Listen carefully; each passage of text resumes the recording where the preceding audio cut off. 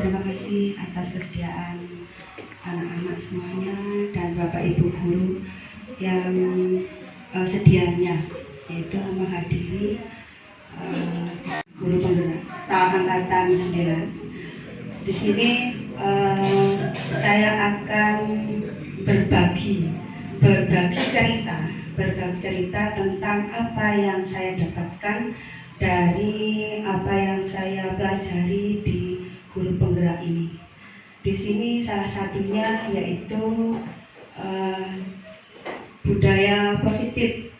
Budaya positif di sini saya tertarik sekali. Kenapa? Karena sangat berhubungan dengan anak-anak dan semuanya dari warga sekolah, anak-anak, bapak ibu guru, terus ada staf TU dan seluruhnya, atau di sini ada ibu kantin itu juga ikut di dalamnya.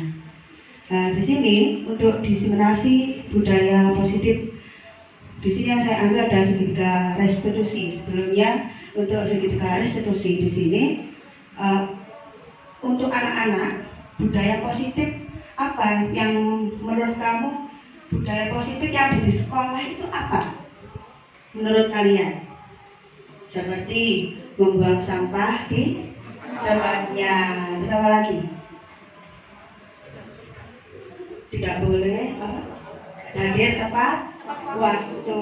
Siapa lagi?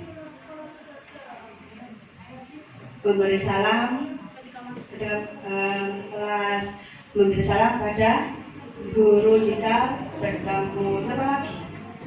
Memakai seragam rapi, lengkap.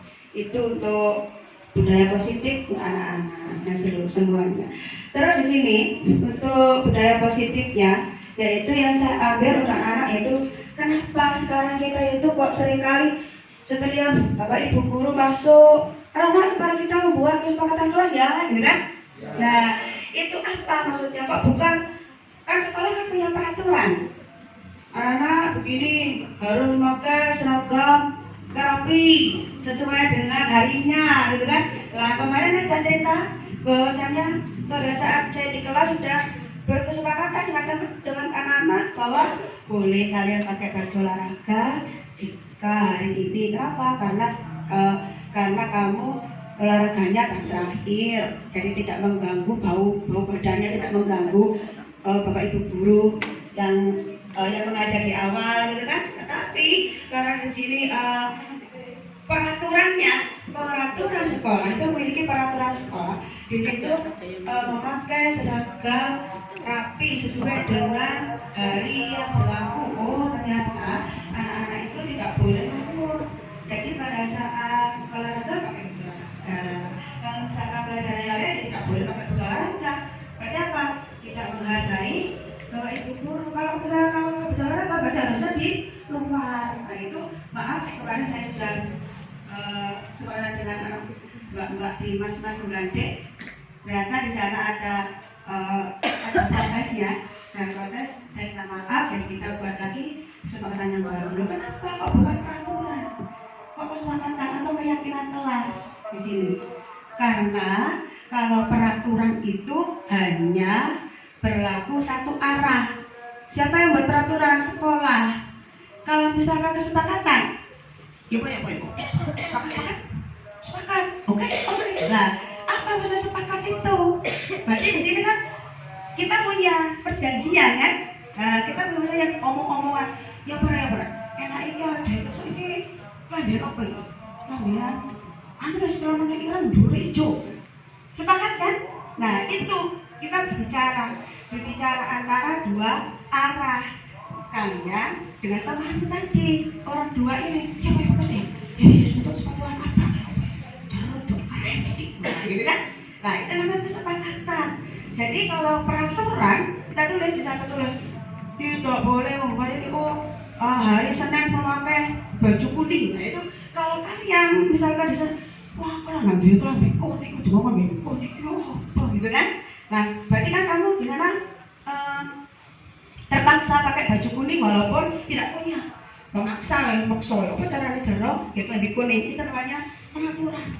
Tetapi kalau misalkan bikin keyakinan atau kesepakatan, ya Bu, kuning cocok nih kok mergane aku tinggi kamu nah pengen kuning rek yo apa enak iki bukan guys ini cocok untuk itu ya guys pada hijau apa ya kan hijau ya nah itu kita sadar tidak ada tekanan itu namanya kenapa Bapak Ibu guru minta kalian pada saat masuk kelas itu kesepakatan kelas anak-anak sekarang kita membuat kesepakatan kelas apa itu? Ada di mana anak? Enaknya kalau pada pelajaran matematika ya? Atau bahasa Indonesia Bu kalau mas jangan sampai terlambat terlambat hari waktu gitu kan terus Bu enaknya itu kalau pada saat bahasa Indonesia itu atau matematika mau nikah enggak? Kalau bisa bikin itu enaknya itu dulunya di bawah Bu karena kalau misalkan matematika itu kan agak panas Bu salah ini kalau agak kupas sedikit gitu kan kalau dibikin kalau sudah kelihatan agak jurang titik nomornya dari sound aduh kok bikin kok jurang ya berarti muridnya rotok aneh gimana gitu kan rasanya gak enak duduk di bawah saja Bu kenapa? Gak enak di atas Bu bagaimana anak yang lainnya? Boleh gak apa-apa lah sepakat kamu duduk di bawah itu namanya kesepakatan keyakinan jadi keyakinan kenapa kok bisa keyakinan kesepakatan yang sudah kita lakukan setiap hari jadi kebiasaan maka naik jadi keyakinan berarti aku kayak gini salah aku gak bisa begini dulu gini ya apa ini gimana bisa jadi kamu tidak ada paksaan kamu duduk di bawah karena kamu sudah sepakat mau duduk di bawah itu kenapa kok ujuk-ujuk biyen loh tepak lagi jibu ono cerita kesepakatan kelas buru-buru teko sekarang kita berkenal kelas ya terus ada ditempel kata-kata kuning hijau kecil kan mungkin ada bayi ukuran ya kamu buat itu itu tempel para cilik para TKB ini kuning tempel hijau pokoknya nulis ya anak TKB nulis nulis saiki nulis macam-macam lah itu ada banyak kata di mana sekarang itu untuk kurikulum merdeka yaitu berpihak pada kalian siapa kalian itu kalian adalah yang kita bantu biar kalian itu bisa nyaman di sekolah itu berarti dulu saiki ku betul-betul memfasilitasi saya itu Pak gimana kalau misalnya pada saat olahraga itu begini Pak enaknya itu ya di bawah pohon itu Pak duduknya Pak karena apa di sana tuh dingin oke sepakat nah itu namanya kesepakatan jadi untuk anak-anak di sini Bapak Ibu guru semuanya berusaha untuk di sini melayani bukan melayani apa ya melayani kalian untuk bisa belajar dengan baik itu keyakinan kelas itu kenapa kemarin pada kelas 7A dengan 7B 7C atau kelas 9F seperti itu karena kami ingin kalian nyaman di kelas jadi kamu mau apa sudah kepada seperti ini iya abdi kan sepakat sepakat jadi kita harus laksanakan bersama-sama itu untuk anak-anak semuanya itu oleh-oleh dari saya itu yang buat saya itu senang mengikuti program ini senang sekali kenapa karena di sini saya bisa mengubah diri saya bisa ternyata saya harus seperti ini nah itu saya mengubah diri mengubah cara saya untuk mengajarkan semua memberikan ilmu saya sebanyak-banyaknya terhadap kalian biasanya kalau misalkan dulu bisa dikuar langsung dikotak harus monteng sebagainya kayak itu ya anak ya jadi untuk khusus untuk anak-anak di sini kenapa Bapak Ibu guru semuanya menggunakan kesepakatan kelas itu awal cikal bakalnya kenapa kok bisa membuat ujung-ujung sampai kesepakatan kelas di mana kamu di sana sadar ya menyadari aku kepingin iki aku ternyata aku jaluk ini jadi sepakat jadi kan semua di situ dijui oleh anak paham? Ya sudah terima kasih atas semuanya saya kira di sini untuk anak-anak saya ucapkan terima kasih sebanyak-banyaknya kalian di sini sudah membantu Bu Iin untuk menyelesaikan program calon guru penggerak yang saya ikuti. Dari sini saya ucapkan terima kasih tak terhingga, bahasa matematikanya tak terhingga, jadi tidak ujungnya. Jadi terima kasih semuanya, terima kasih atas kesediaannya, kehadirannya, atas waktunya. Sekian, assalamualaikum warahmatullahi wabarakatuh. Anak-anak bisa pulang. Waalaikumsalam warahmatullahi wabarakatuh.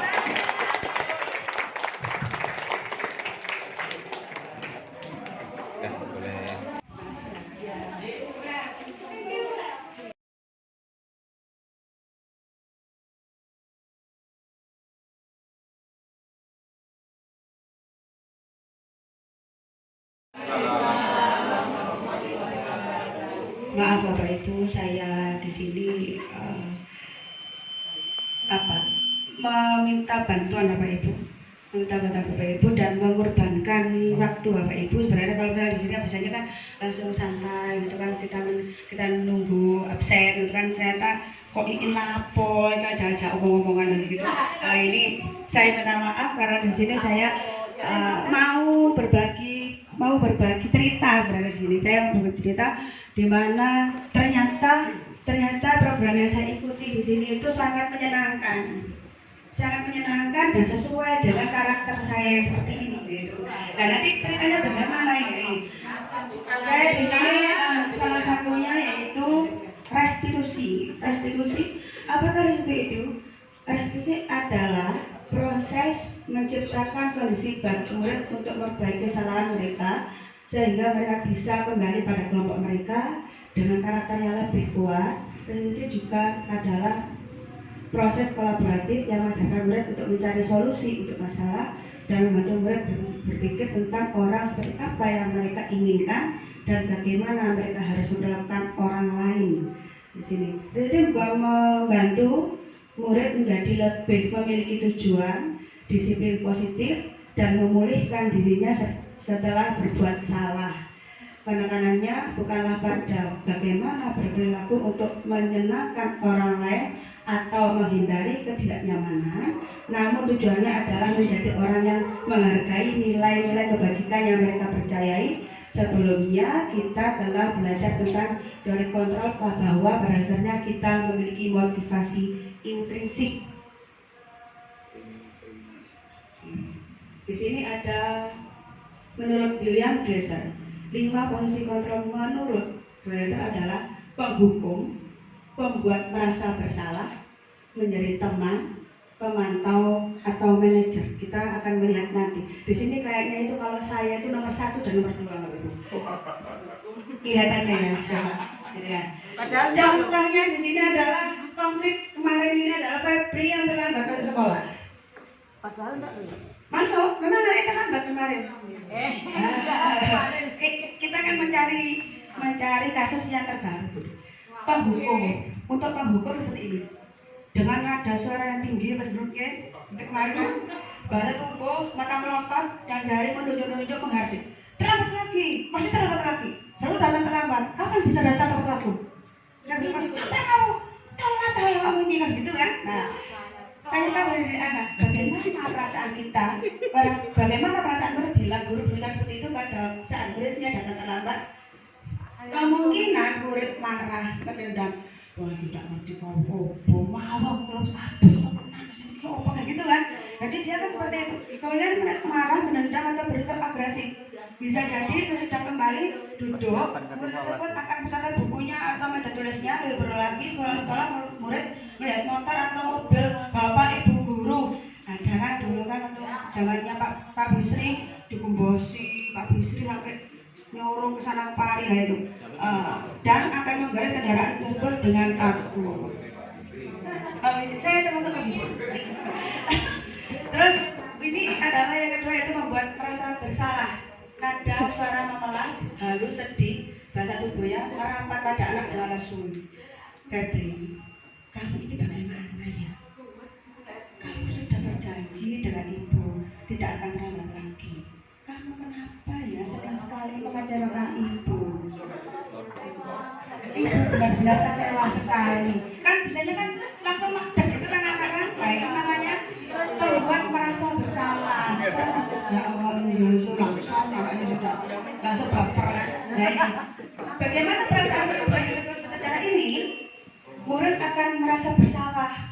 Bersalah telah mengecewakan ibu atau bapak ibu gurunya.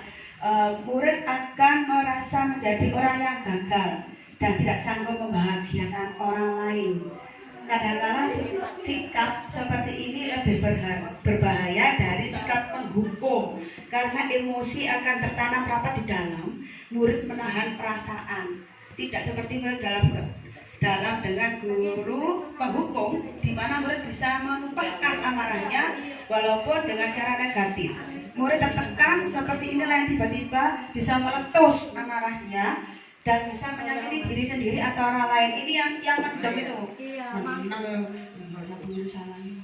Langsung nangis, terasa ya kan? Nah ini yang ketiga yaitu sebagai teman, nada suara ramah.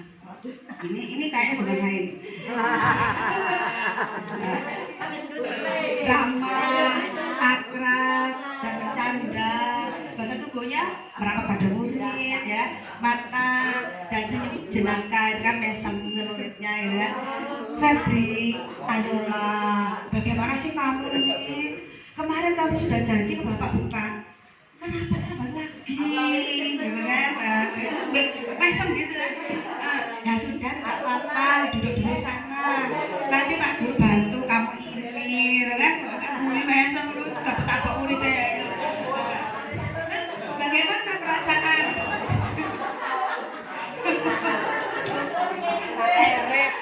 Gini, bagaimana perasaan murid dengan sikap guru seperti ini?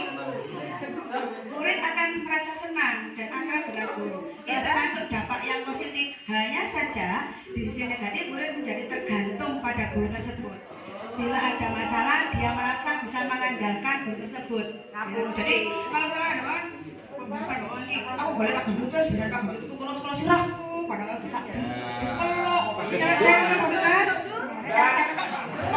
itu kalau kecewé gendut iya dan bila ada jangan gendut tak ono sebelah barat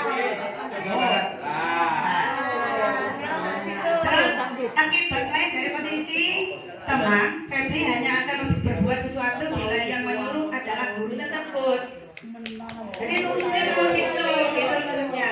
Dan belum tentu berlaku yang sama dengan guru atau orang lain. Jadi nurutnya maksudnya guru terus jadi anaknya nurutnya berutuh. Kemudian itu bertempat. Yang keempat yaitu pemantau. Nada suara datar, bahasa tubuh yang formal. Febri, tahukah kamu jam berapa kita memulai? Tahu Kak? Kamu terlambat 15 menit. Apakah kamu sudah mengerti konsekuensi yang harus dilakukan bila terlambat? Jadi di sini mimiknya kayaknya udah ada ekspresi jadi low profile kan? Nah di sini paham Pak? Saya harus tinggal kelas pada jam istirahat nanti dan mengerjakan tugas ketinggalan saya. Ya benar. Nanti pada saat jam istirahat kamu harus tinggal di kelas untuk menyelesaikan tugas yang tertinggal tadi. Saya tunggu. Jadi kan ekspresinya kan sudah berbeda untuk pemantau ini. Pemantau ini. Bagaimana perasaan murid diperlakukan seperti ini? Murid memahami konsekuensi yang harus dijalankan karena telah melanggar salah satu peraturan sekolah. Guru tidak menunjukkan suatu emosi yang berlebihan, menjadi marah atau membuat merasa berbuat salah. Murid tetap dibuat tetap tidak nyaman di sini, yaitu dengan harus tinggal di kelas pada waktu istirahat dan mengerjakan tugas. Harusnya sudah makan cilok dan sebagainya, ternyata tidak boleh karena mengerjakan tugas. Guru tetap harus memantau murid pada saat mengerjakan tugas di jam istirahat karena murid tidak bisa ditinggalkan orang diri. Berarti Bapak Ibu mengorbankan jam istirahat kita ya kan di sini untuk jadi pemantau itu. Sekarang yang kelima, manajer. Nah, sekarang di sini kita menjadi seorang manajer. Kayaknya bukan Ibu, tidak seperti itu. Nada suara tulus, bahasa tubuh tidak kaku mendekat ke murid. Febri, apakah kamu mengetahui jam berapa sekolah dimulai? Tahu Pak, jam 7. Iya, jadi kamu terlambat. Kira-kira bagaimana kamu akan memperbaiki masalah ini? Saya bisa menanyakan teman saya, Pak, untuk mengejar tugas yang tertinggal. Baik, itu bisa dilakukan. Apakah besok akan ada masalah untuk kamu agar bisa hadir tepat waktu ke sekolah? Tidak, Pak. Saya bisa hadir tepat waktu. Baik, saya hargai usahamu untuk memperbaiki diri. Nah, itu kan, jadi, oh lah kok gimana ini? Ya Allah, senangnya. Oh, biasanya disuntik, ya seperti itu. Bagaimana perasaan murid jika berlaku seperti ini? Para WC manajer, maka suara guru sebaiknya tulus. Tidak perlu marah, tidak perlu meninggikan suara, apalagi menunjuk-nunjuk jari ke murid, berkaca pinggang atau bersikap seolah-olah menyesal, tampak sedih sekali akan perbuatan murid ataupun bersenda gurau menempatkan diri sebagai teman murid. Fokus ada pada murid, bukan untuk membahagiakan guru atau orang tua. Murid sudah mengetahui adanya suatu masalah dan suatu perlu terjadi. Bila guru mengambil posisi memantau, guru akan melihat apa konstruksinya, apa peraturannya, namun nggak kelihatan ini. Namun hilang tentunya akan mengembalikan tanggung jawab pada murid untuk mencari jalan keluar permasalahannya dengan bimbingan guru. Nah ini kita di sini untuk menyelesaikan atau menyelesaikan permasalahan anak itu tidak hanya dia tuh melakukan pelanggaran Bapak Ibu. Pada saat anak terlambat begitu harus suruh bukan, atau anak yang misalkan dia itu pada saat di pelajaran tidak paham, atau dia tidak kok juga kayak kurang isu-isu, kenapa kamu tidak bisa mengerjakan? Nah itu juga termasuk permasalahan di sini. Ketika restitusi, kita menggunakan restitusi namanya adalah proses menciptakan kondisi bagi peserta didik untuk memperbaiki kesalahan mereka sehingga mereka bisa kembali pada kelompok mereka dengan karakter yang lebih kuat. Menjadi katanya Bosen pada tahun 2004. Nah ini gambarnya ini seketika restitusi seperti ini. Kita langsung saja. Yang pertama yaitu menstabilkan identitas. Apa menstabilkan identitas itu? Bagian dasar dari segitiga bertujuan untuk mengubah identitas anak dari orang yang gagal karena melakukan kesalahan menjadi orang yang sukses. Anak yang melanggar peraturan karena sedang mencari perhatian adalah anak yang sedang mengalami kegagalan. Dia mencoba untuk memenuhi kebutuhan dasarnya, namun ada benturan. Kalau kita mengkritik dia, maka kita akan tetap membuatnya dalam posisi gagal. Ini contohnya dari yang terlambat tadi. Menstabilkan identitas. Ini Pak Dudut. Iya, Saya ini Pak Dudut kemarin kan ketemu dengan bilang kan ya. Sama Bu Yuli. Pak Dudut Febri, hari ini kamu terlambat. Ini sebagai manajer ternyata, bukan jadi yang penghukum gitu kan. Kita berusaha bahwa kita sekarang itu menjadi manajer, bukan penghukum. Ya, oke. Yang tadi itu untuk menghukum, apa lagi yang kedua?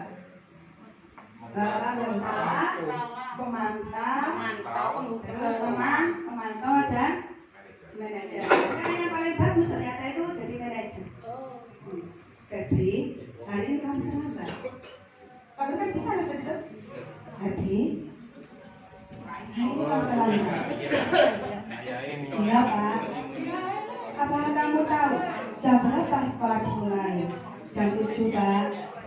Terus mengapa kami terlambat? Karena tadi malam saya kebanyakan main FF Pak. Jam berapa kamu tidur? Jam 3 pagi. Terus kamu bangun jam berapa? Jam 7 Pak. Tapi kamu sempat mandi dan sarapan bukan? Tapi di situ kan perasaannya, oh tapi guruku pada ngamuk gitu kan. Jadi kan kok ditakon, sudah Kak ini kan? Iya Pak, ini ternyata sudah sarapan dan mandi ternyata walaupun terlambat. Oh ya sudah, tidak apa-apa. Pak Guru juga pernah mengalami hal yang sama. Itu manusiawi. Pak Guru sampai tersenyum dengan, oh seneng mana Pak Guru saya lengkap.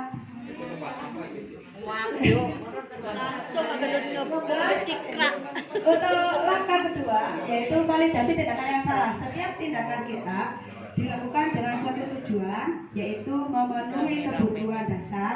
Kalau kita memahami kebutuhan dasar apa yang mendasari sebuah tindakan, kita akan bisa menemukan cara-cara yang paling efektif untuk memenuhi kebutuhan tersebut. Ini validasi tindakan salah. Nah, seperti ini, Pak Gendut. Di sini Pak Gendut tidak mencari yang benar atau yang salah, tapi dalam kejadian ini, menurutmu benar apa salah? Ya salah Pak. Mengapa?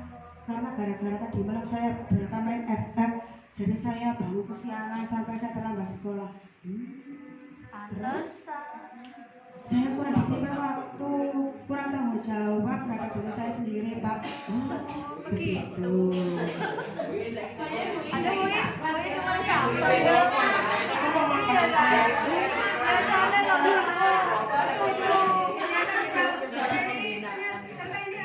Bisa menurunkan tensi.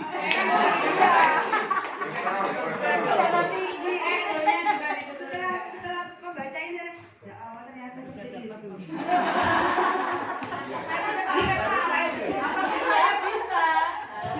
Ternyata tangan saya sekarang banyak yang gurunya Pak, baik dulu.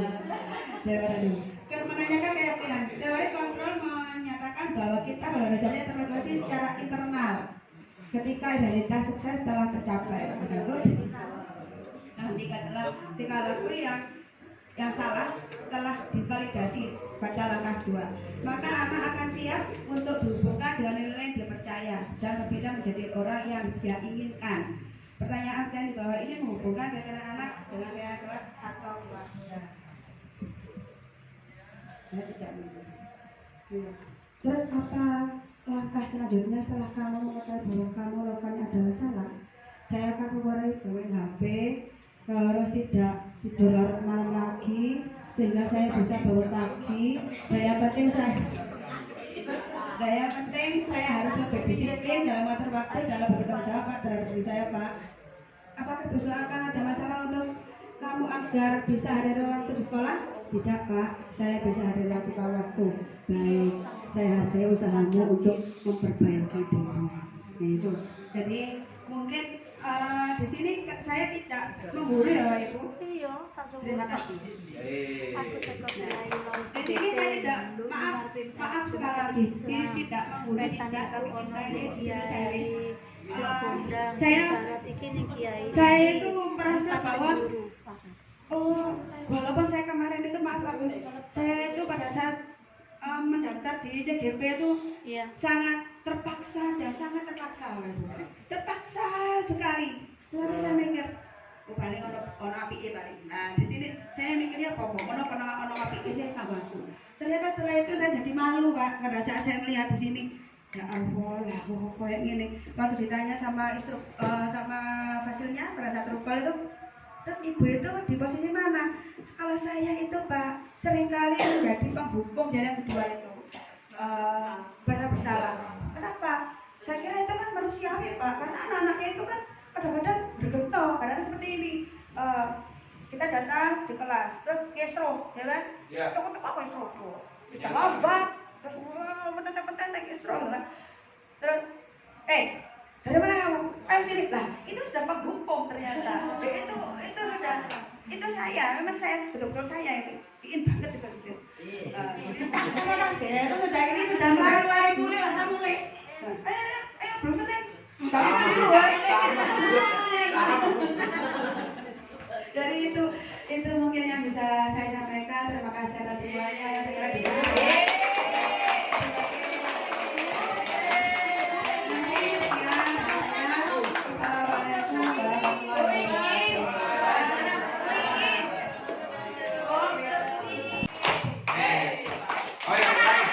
Hebat.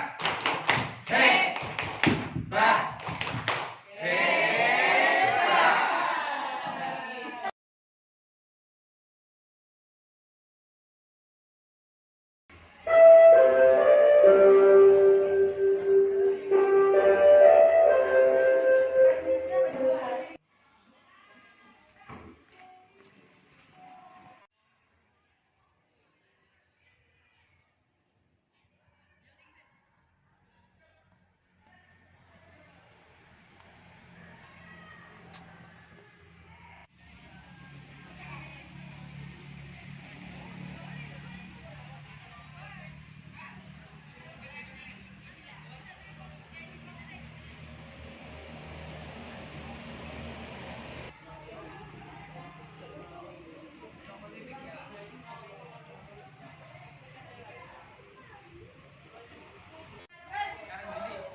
Bunga, kenapa ada di sini? Sedang ada masalah. Oh iya, David.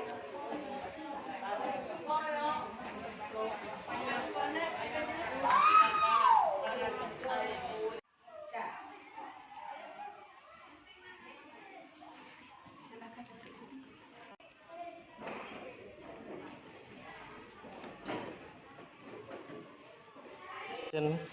Kenapa Mbak Bunga tadi kok sendirian? Kok belum tahu?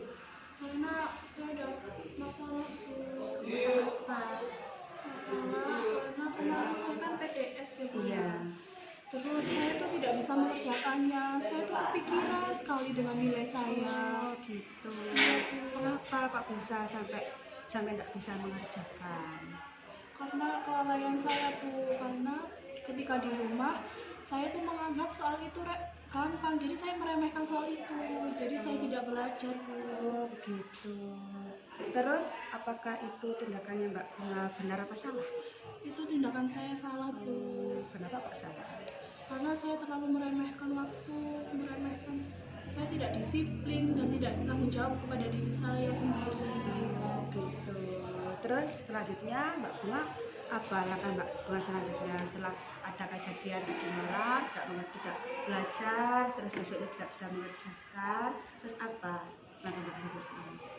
Saya akan mencoba nanti malam belajar, terus mendengarkan guru ketika menerangkan di kelas, mempelajari lagi di rumah. Saya tidak akan meremehkan lagi, saya tidak akan membuang-buang waktu lagi dan kegiatan yang tidak bermanfaat. Saya akan bertanggung jawab kepada diri saya sendiri. Jadi nanti mungkin di kelas Mbak Bunga bisa sharing dengan ibu guru atau Pak Guru yang mengajar matematika. Iya Bu. Itu ya Mbak ya. Jadi tidak bisa diulang lagi. Iya. Terima kasih Mbak Bunga. Ya sudah Mbak Bunga bisa kembali ke kelas, jadi jangan diulang lagi. Iya Bu, saya tidak akan mengulanginya lagi. Baik.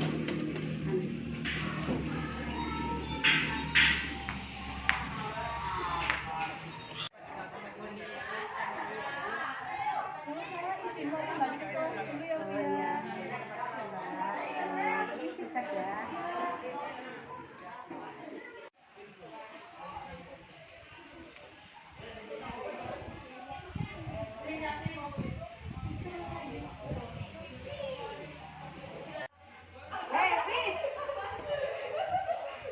Ketemu di sini, apa kabar kamu?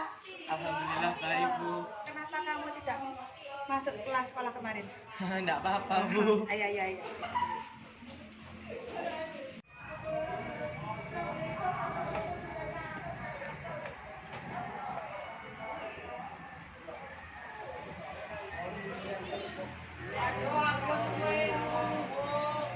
Apa kabar?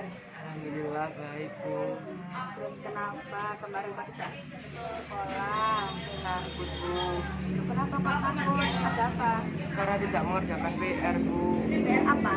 Matematika. Oh, tidak mau jalan PR matematika. Kenapa kok tidak mau jalan PR matematika? Ada apa? Karena main HP terus. Oh, main HP terus. Jadi kemarin tidak belajar karena main HP. Iya Bu. Tindakan seperti itu habis merasa benar apa salah tindakan seperti itu? Salah Bu. Oh, salah. Kenapa kok bilang salah? Karena kurang menghargai waktu dan kita sebagai siswa kurang bertanggung jawab untuk mengerjakan PR. Oh, jadi tidak disiplin ya. Ya. Tapi tidak apa-apa, itu sudah biasa. Sebagai siswa seperti itu juga sama kok. Dulu juga seperti Hafiz pernah tidak mengerjakan PR. Tidak apa-apa, tidak apa-apa. Saya kira itu sudah biasa. Tapi tidak bisa dilakukan. Terus apa langkah selanjutnya setelah ini? Apa masih tetap tidak mengerjakan PR, tidak masuk sekolah lagi? Enggak Bu, masih mau berubah. Apa? Terus Menghargai waktu, mengerjakan PR.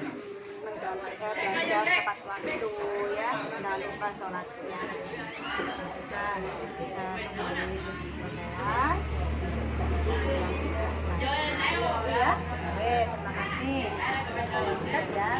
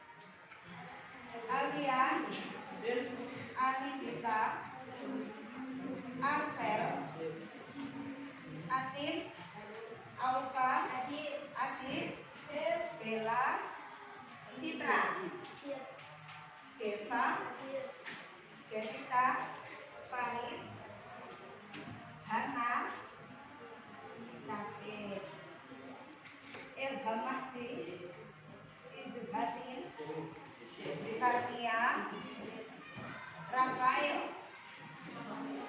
Reski, Arif,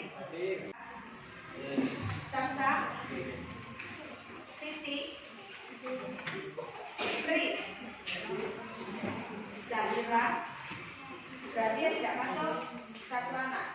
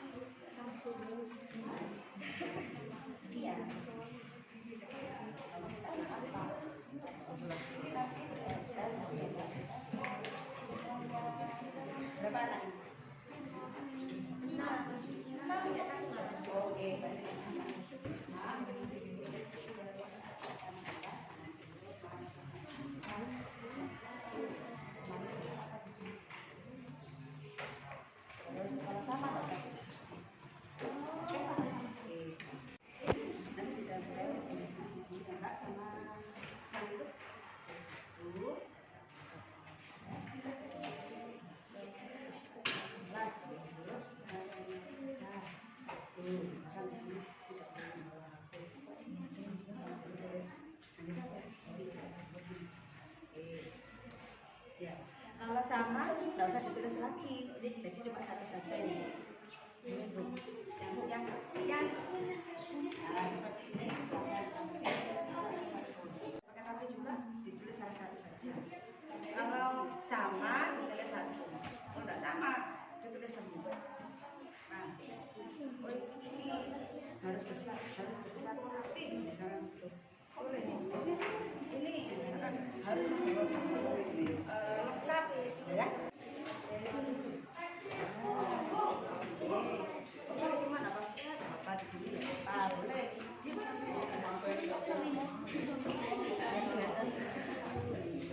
Kemana lagi? Satunya. Sudah diisi. Oh ini belum selesai. Terus ini diisi. Terus yes. Ini apa di sini? Terus ada belajar ini gimana? Oh saya ini itu sesekali belajar buat dan sekali belajar.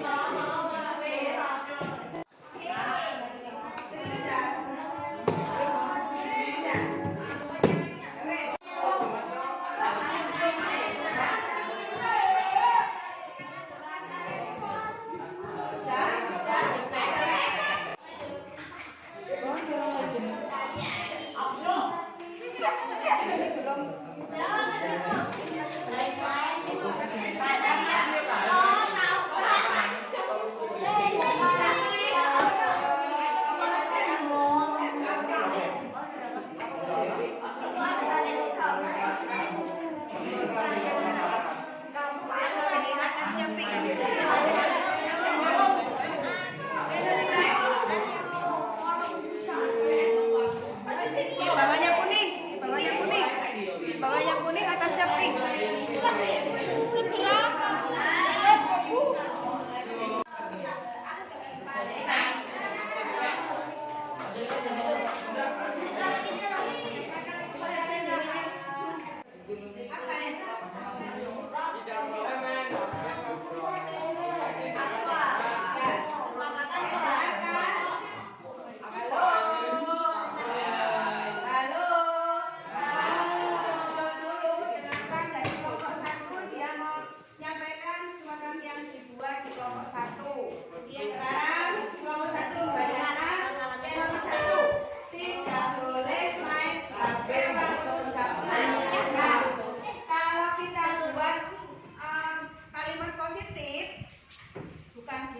Tidak boleh siapa?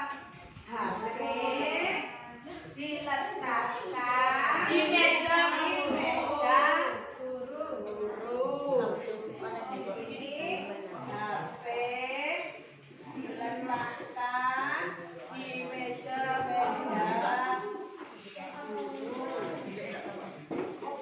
Kedua apa?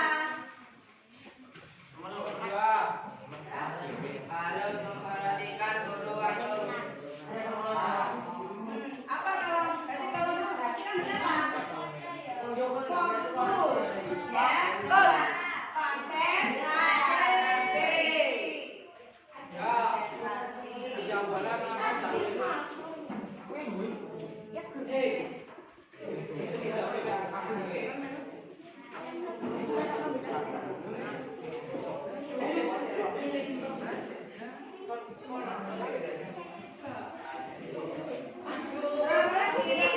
Tidak boleh makan atau minum dalam saat Tidak boleh makan atau minum di dalam kelas.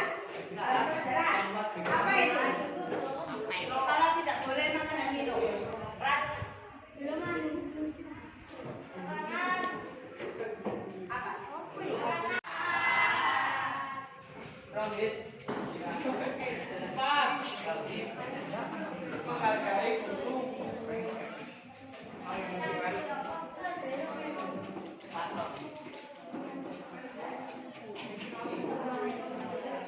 Apalagi menghargai guru dan teman.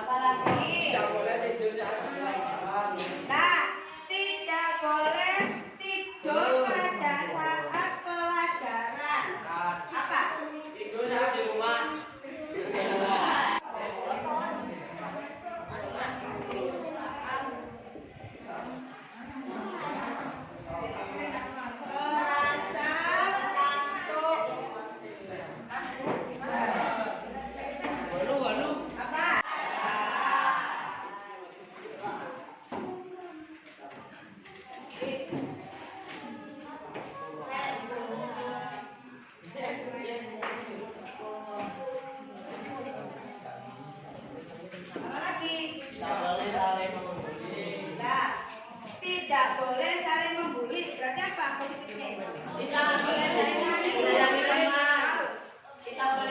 Sayangi teman. Nah, sayangi teman.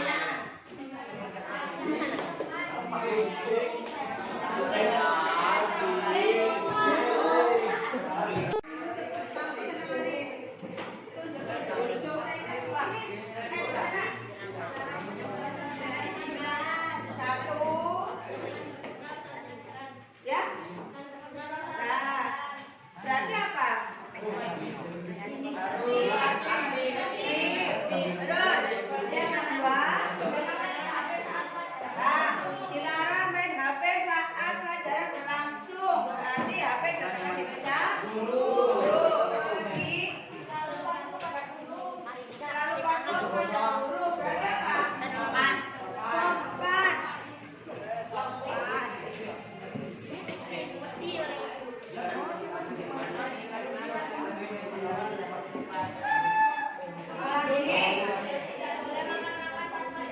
Nah, sudah kan tadi?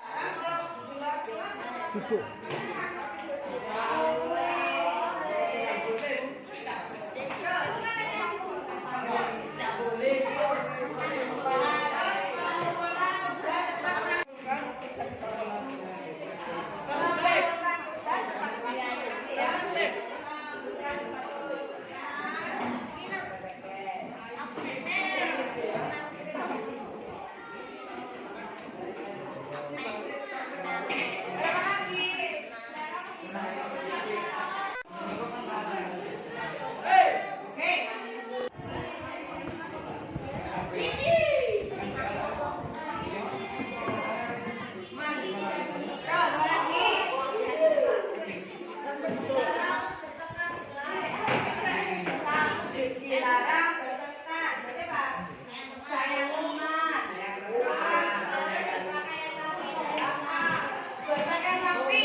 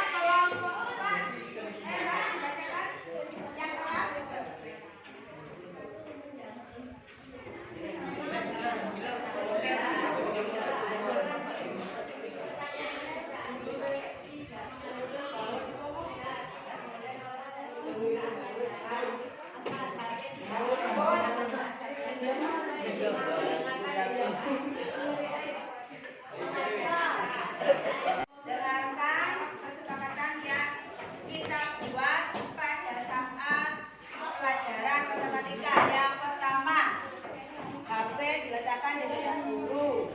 Terus, dua, kualitas pelajaran. Tiga, makan atau minum pada waktu istirahat. Empat, menghargai guru dan teman. Tapi lagi di luar kelas, masuk kelas tepat waktu, cuci muka jika merasa kantuk, aktif mengikuti pelajaran. Yang ke-9, sayangi teman, sopan santun, kelas, ya, berhitung dengan cara kemampuan. Iya,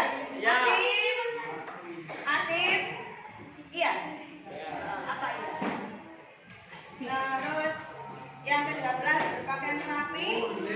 Yang ke-14 jagalah kebersihan.